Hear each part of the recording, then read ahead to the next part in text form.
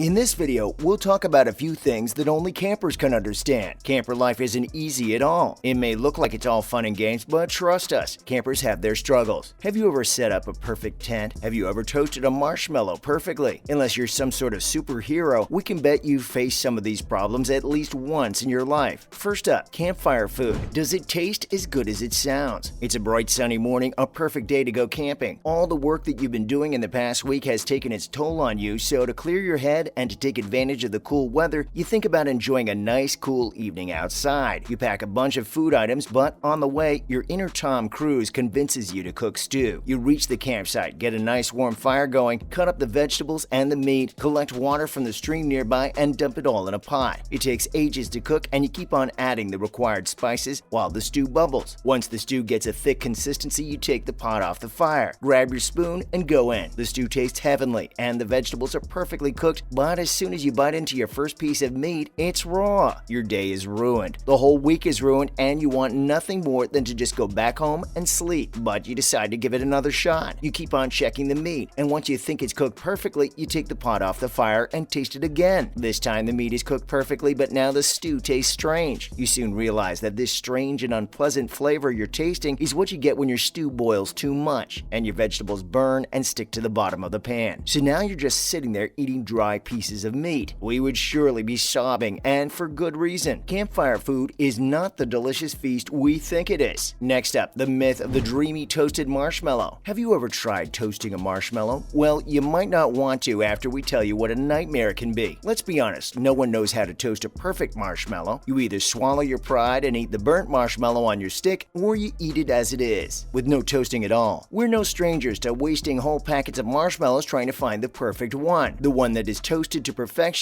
and tastes like heaven. But we never seem to find it. Toasting a marshmallow is a tough task, which requires your undivided attention and complete focus. And even then, you might not get the expected outcome. When we toast marshmallows, we're either too chicken to get them near the fire and slightly heat the sugary pillow and eat it, or we take it close to the fire and are left with a melted sticky substance on the stick. Now that's when you have to make an important decision. Do you eat the sticky substance of the stick or keep your dignity and discard it? No matter what choice you make, you won't be happy. You'd either be left with a burnt tongue or a deep, empty feeling for wasting the marshmallow. The reason this requires your full attention is because while toasting the marshmallow, 1 second you'd have a cold, normal marshmallow on your stick, and the next you might be spreading its ashes in a nearby lake. We would suggest skipping the marshmallows and doing a barbecue instead. That way you won't lose your time, your respect, and your will to go camping again. And now for Freddy Campfire Smoke Krueger. For all of us campers, this is a big pain, and you'll soon understand why. It's a cold winter's night and you're camping with your friends. After nearly freezing to death, you decide to light a campfire. You might be able to light the fire, but take our word for it, you won't be able to find a sweet spot to sit around it. No matter where you sit, the campfire smoke will find you. It will be a tragic ending for your attempt to get comfortable. Campfire smoke is like that one annoying bug. No matter where you sit, it will find you. No exaggeration, once you light the campfire, you'll find yourself in the middle of a classic slasher movie. Only this time, the killer won't be Freddy, Jason, or Ghostface. It'll be the campfire smoke. Campfire smoke has a special ability. It can travel in all directions all at once, so even if you think that you finally found a sweet spot, don't celebrate too soon. It will find you. After that, you'll be in an endless cycle of cleaning runny noses, watery eyes, and constant coughing. Doesn't sound pleasant at all, does it? Well, it's the harsh truth that we all have to accept, as there's no solution to this but acceptance. Let's talk about the existence of a perfect list. Nobody's perfect. No matter how lengthy and grand of a list you make of the things that you want to take with you, you will always forget something. It's just human nature. While we're packing a huge amount of stuff to go on a trip or to go camping, we're bound to forget something. It may be something as small as a lighter or as large as a tent. You can double check the list that you've made, you can ask people to double check with you, or hell, maybe you could even tour your whole house looking for stuff to take with you. You will still forget something. You won't realize it till you reach the campsite and feel the need for that certain thing. You decide to set up your tent, take out the ropes, the nails, the hammer, but wait, where's the tent? It happens to the best of us. Don't sweat it if this happens to you. Look for ways to solve the problem. If you've forgotten a pole on one side of the tent, no biggie. Just find a stick the size of that pole and make things work. But if it's the tent that you've forgotten, then I'm afraid you'd be going home unless you don't mind sleeping on the grass with an open sky above you. You might wake up to a grizzly bear admiring you from afar or maybe up close. Don't worry though, we're just giving you the spooks. A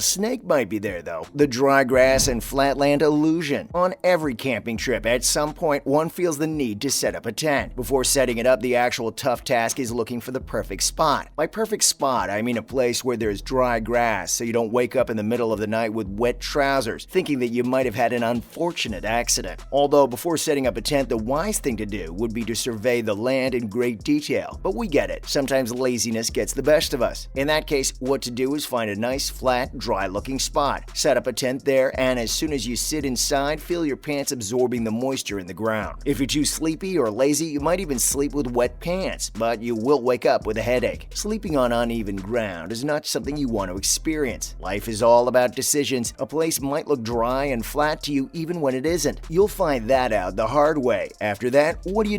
Do you sleep in a weird position with wet pants, or do you go through the hassle of changing the place of the tent? Realistically speaking, we'd all just sleep on the uneven wetland, but that's not the best thing to do if you want to get a good night's sleep. Moving on, the fight with the sleeping bag. The fight to stuff the sleeping bag back in its cover is a battle that only the bravest and strongest of people survive. It's a tough job taking the bag out and then using all of your body's strength to stuff it back in again a million times a day. You either kick, push, and punch the bag back in the cover, or you admit defeat and just put it in your car without a cover. I mean, that's what we do. Why don't they just start making bigger covers? Life would be so much better and easier with a bigger sleeping bag cover, and it certainly sounds like a dream. Hopefully one day we'll see the day it comes true. But for now, we have to bear with the struggle and fight the sleeping bag. That's a wrap for this video. Which of these situations have you ever found yourselves in? Fellow campers, let us know in the comments below. Make sure to give this video a thumbs up and subscribe to our channel for more videos like this. See you in the next one.